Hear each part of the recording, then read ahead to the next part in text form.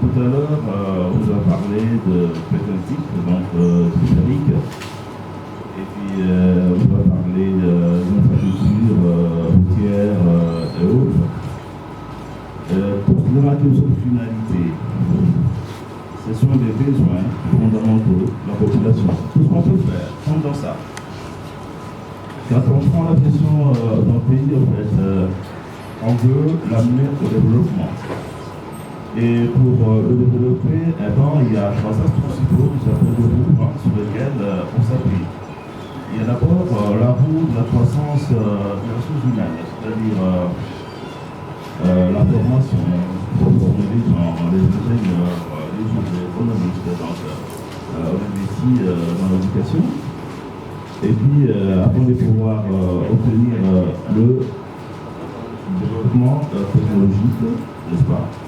Et il y a la croissance des capitaux. Il faut industrialiser le pays, il faut construire des ponts, des routes, comme on l'a dit. Et il y a la roue de la croissance,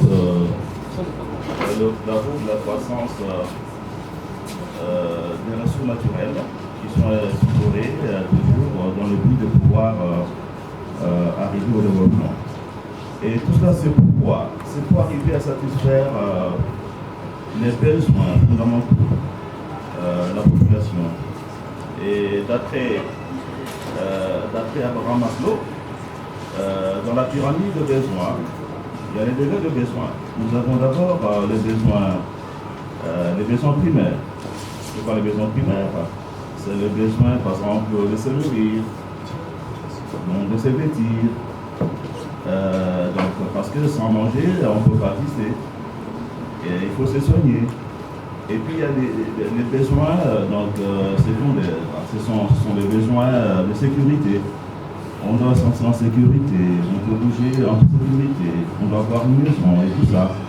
Et puis il y a les besoins tertiaires qui sont les besoins de prestige. Donc ici nous allons plus parler des besoins les plus fondamentaux. Donc les besoins primaires et puis il y a les besoins secondaires.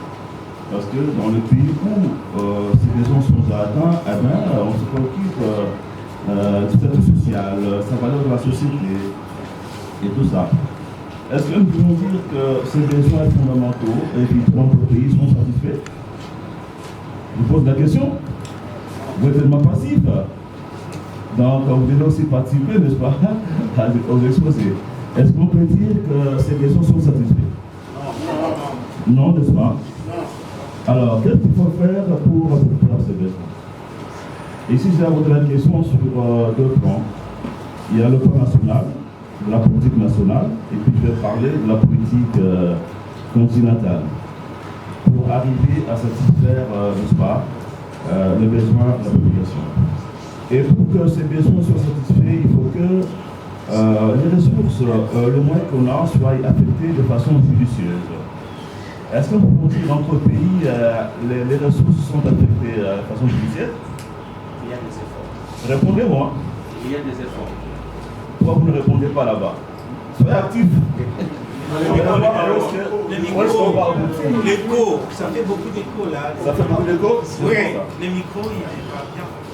Beaucoup de dépenses qui sont faites dans notre pays sont orientées vers la politique. C'est-à-dire, le niveau de vie de l'État est très élevé. Le temps de vie de l'État est très élevé.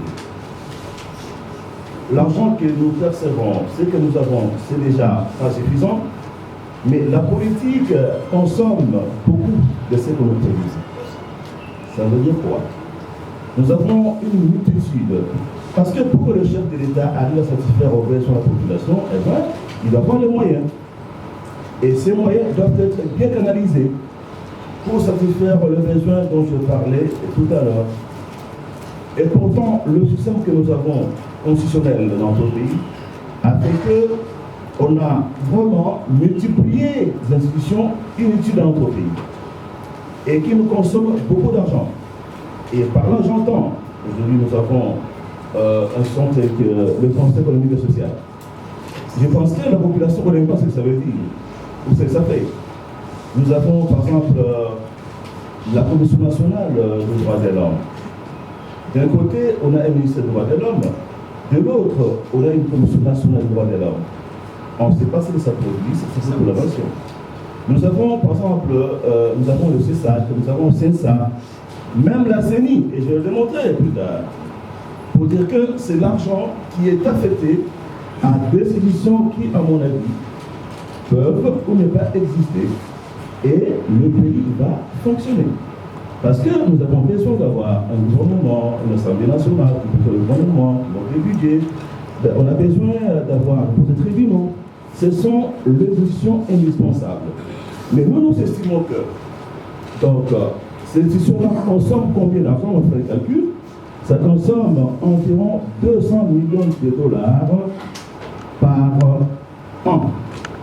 Quand vous prenez le Sénat, vous prenez les assemblées provinciales, qui ne créent que des conflits dans les provinces.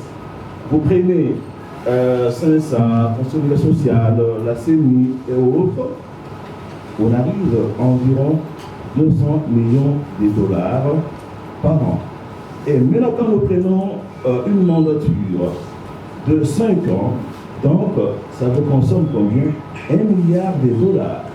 Et pourtant, le port en eau profonde, dont on a parlé concernant l'infrastructure, nous coûte 1 milliard. Voilà que cet argent est jeté par la fenêtre. Parce que le Sénat ne peut pas être là. Le pays vivra dans cette république pendant des années sans avoir un Sénat. Ok? Le CESAC, nous avons un ministère de l'information qui peut avoir une direction qui s'occupe de ça. La CENI, nous avons le ministère de l'Intérieur, qui a des fonctionnaires qui peuvent organiser les élections. Parce qu'on a créé des CENI, on a mis des conférences souveraines en Afrique, parce qu'on se disait qu'avec les CENI, il y aura transparence, il y aura des besoins de contestation. Et on se rend compte que malgré ça, il y a toujours des contestations en Afrique. Alors, à quoi ça sert? Alors, nous pensons que si cet argent est affecté dans le secteur, et ça c'est une contribution que nous faisons au chef de l'État, dans le secteur productif, et là par là j'entends, nous avons l'agriculture, nous avons la pêche, nous avons l'élevage, eh bien, nous aurons l'autosuffisance alimentaire. Parce que les 200 millions dont je parlais, si on prend les 5 millions, n'est-ce pas, par an qu'on affecte dans le secteur productif dont je parlais tout à l'heure, on va de moins en moins dépendre de l'extérieur. Parce qu'on importe tout. Nous avons une terre fertile, un très grand pays. Mais on importe tout, y compris la farine de maïs. On importe en Zambie. Qu'est-ce que les Zambies? À la Zambie a plus que la RDC, pour que nous, on importe toujours la farine en Zambie. Et quand la Zambie bloque sa farine, eh bien, ça commence à chauffer dans le Katanga. C'est pas normal. Je pense que nous devons. La bonne façon de pouvoir soutenir le chef, ce n'est pas de chanter à sa gloire, mais c'est de lui faire des propositions concrètes pour la réussite de son mandat. Et que dis-je, de ces 2 mandats. Parce que c'est que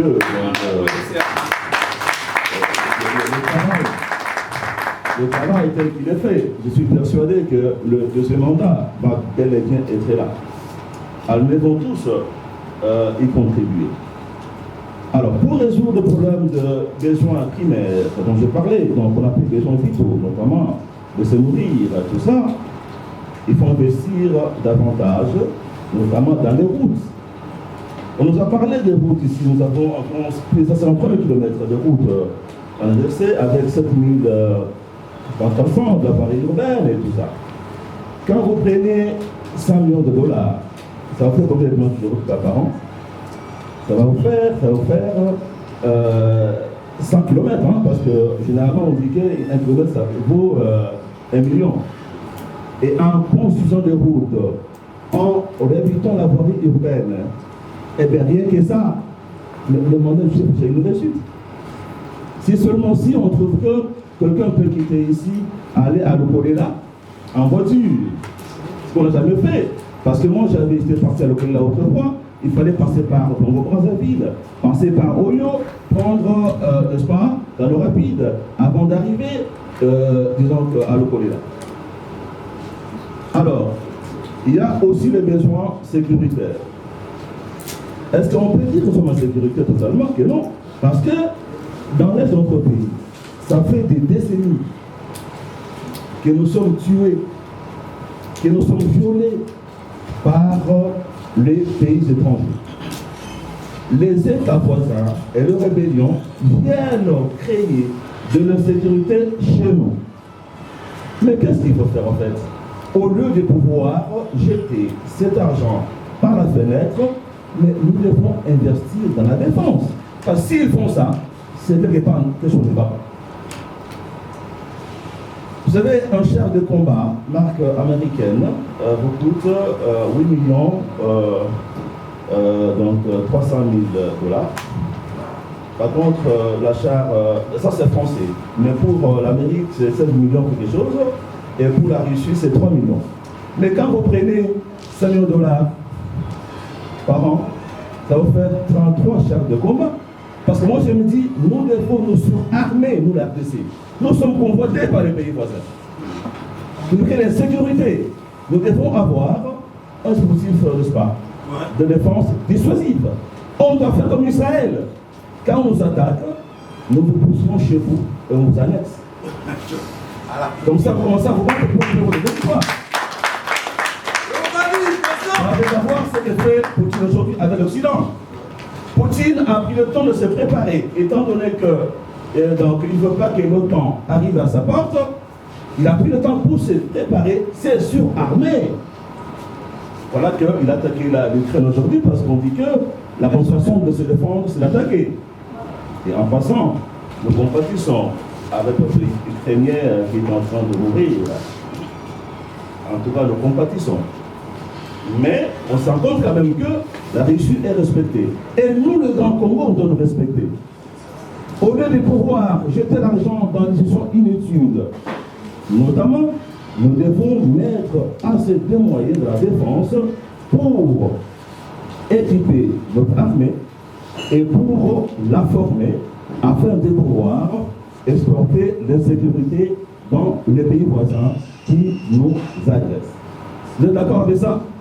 Oui. Le jour où nous allons attaquer en premier et annexer une province d'un pays voisin, on va nous respecter. Et si le président Fachi arrive à mettre fin à l'insécurité dans l'est du pays, je vous dis, les Congolais vont nous dire, président, restez éternellement. Parce que ça fait des décennies qu'on en souffre. Il faut que le président Fachi arrive à apporter la paix dans l'Est. Et pour ce faire, il a besoin de beaucoup de moyens financiers pour y parvenir. Et la donne interne consiste aussi en quoi? Consiste à combattre le gaspillage de l'argent par la mauvaise gouvernance. Et là devra intervenir la justice, qu'il a déploré il n'y a pas longtemps. Parce que nous devons arrêter avec la fuite des capitaux.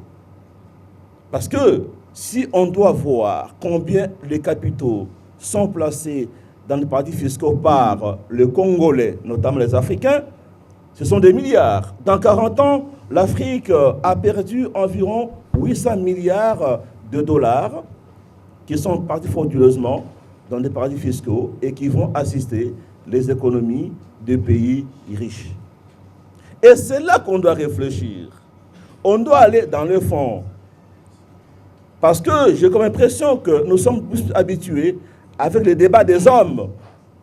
Nous avons lancé cette idée de pouvoir avoir un débat à l'Assemblée nationale pour la suppression de ces institutions budgétivores afin d'affecter les moyens, n'est-ce pas, au secteur productif, mais aussi à la sécurité.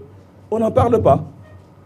Mais quand vous osez lancer un débat sur les hommes, tout le monde se lève et tout le monde en parle. C'est bien dommage. Alors, ça, c'est l'aspect interne, la bonne gouvernance, qu'on doit vraiment soutenir. La bonne gouvernance que Fachi a amenée, vous avez vu comment est-ce que plusieurs personnes, personnalités ont été déférées devant la justice. Mais quand la justice qu'on rend indépendante arrive à libérer un criminel tout tombe sur le président de la République. Encore. Alors qu'il y a la séparation des pouvoirs. Le président de la République fait en sorte que la justice soit indépendante. Mais quand elle est indépendante, sans responsabilité, ces bévues tombent encore sur le régime, ce qui est bien dommage. Là, je parlais de l'aspect de la gouvernance intérieure de notre pays. Et là, on vous a dit, vous avez vu, depuis le chef est là, il a essayé de pouvoir faire beaucoup de choses dans le secteur, par exemple routier, donc logements sociaux, n'en déplaise à tout ce qu'il y a eu comme déboire, que moi je place sur le dos l'acclimatement, n'est-ce pas, au pouvoir. Je pense que les mêmes erreurs, il ne pourra plus le faire, comme ce qui est arrivé pendant les 100 jours. Maintenant, il y a un autre aspect.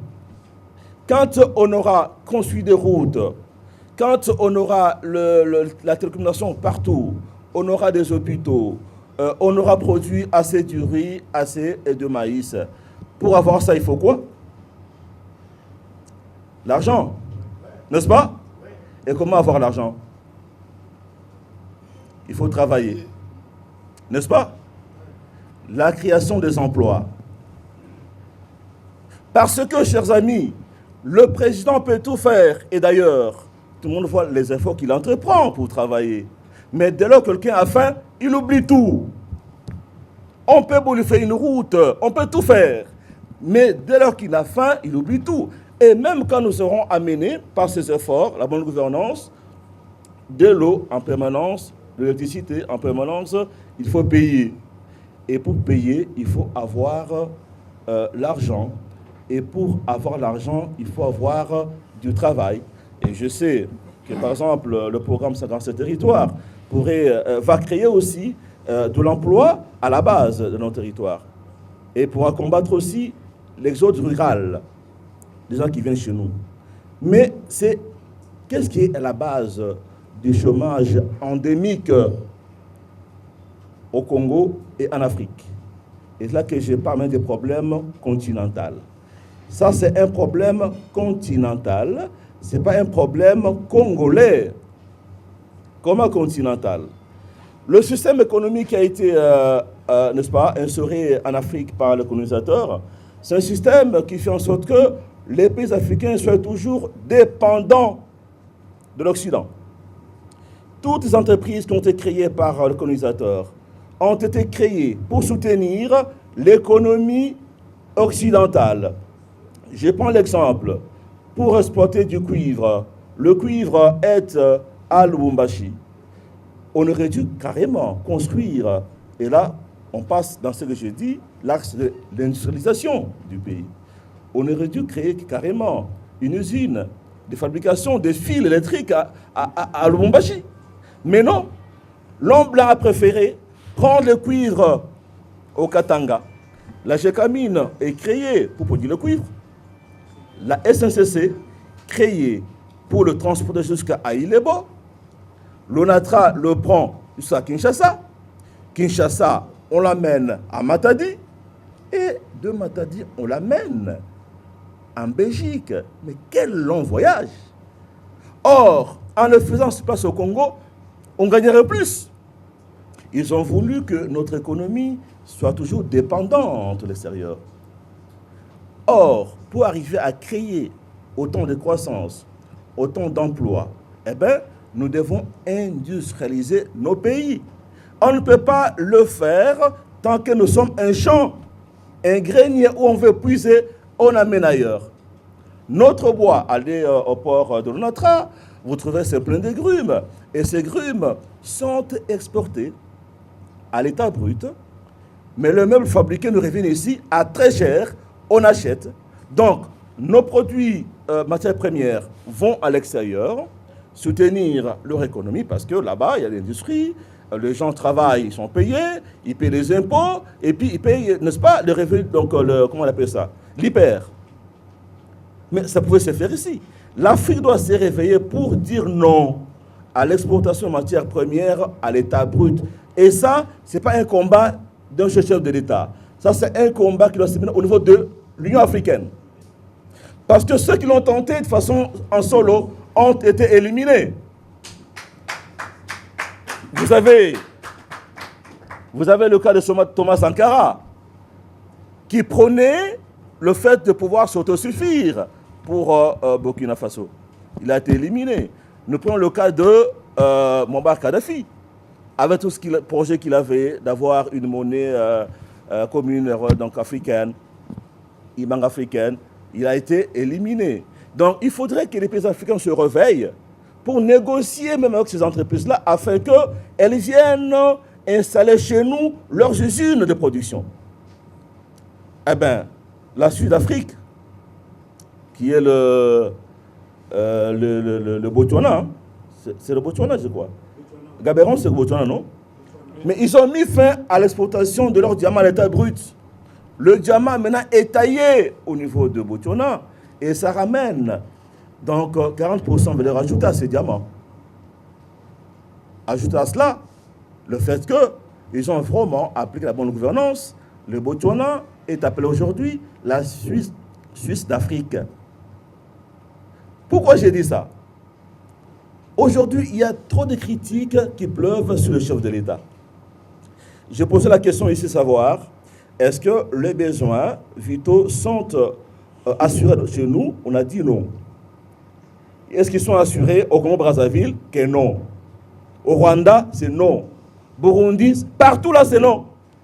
Allez dans leur village, vous verrez comment les gens souffrent. Comment ils sont toujours dans des maisons en paille. C'est une affaire qui est générale. Mais les critiques qui pleuvent sur le Fatih ici, elles sont injustifiées. Parce que dans 3 ans, ils ne pouvaient pas arriver à mettre fin à cela. Donc le problème est beaucoup plus profond que ça. Et on doit le voir dans ce sens-là. Il faut industrialiser notre pays. Est-ce qu'à l'époque de Mobutu, les besoins fondamentaux étaient assurés? À l'époque de Mobutu, c'était assuré?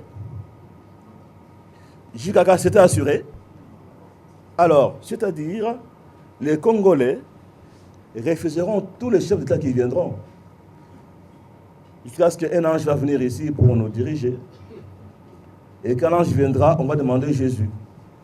Et si c'est les mêmes conditions qui sont toujours là, on va dire Dieu le Père venez. Donc c'est pour dire qu'il faut voir ces problèmes sous un angle. Le président de la République a fait montre de beaucoup de volonté pour bien faire. Les moyens sont maigres et ces moyens-là sont mal affectés. Je demande à mes collègues députés qu'on ait un débat à l'Assemblée nationale sur ça. Parce que nous sommes l'autorité budgétaire, l'Assemblée nationale. Pourquoi est-ce qu'on a fait autant d'argent à des gens qui ne travaillent pas pour le pays, qui ne font rien du tout pour le pays, à travers diverses institutions? Vous êtes d'accord avec moi? Qu'on peut supprimer ces institutions-là sans que notre vie puisse changer négativement. On sera toujours là et ça va fonctionner. Donc, je pense que, pour ne pas être très long, nous disons qu'il faudrait vraiment qu'on arrive à voir le problème tel qu'il est. Le président a une très bonne volonté. Il a lancé le programme 147 territoires. Mais ce n'est pas dans 3 ans qu'il pouvait tout faire. C'est comme ça que le peuple n'a pas encore senti, il a dit lui-même à l'Assemblée nationale. Ça prend du temps. Ce qu'on fait maintenant, c'est quoi? C'est jeter les jalons.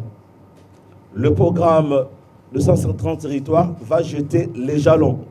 Et ces jalons vont faire en sorte qu'on ait un discours cohérent en 2023. Et ce qui va nous permettre de pouvoir avoir un autre mandat. Autre chose, je vais clôturer par là. La démocratie nous coûte aussi très cher.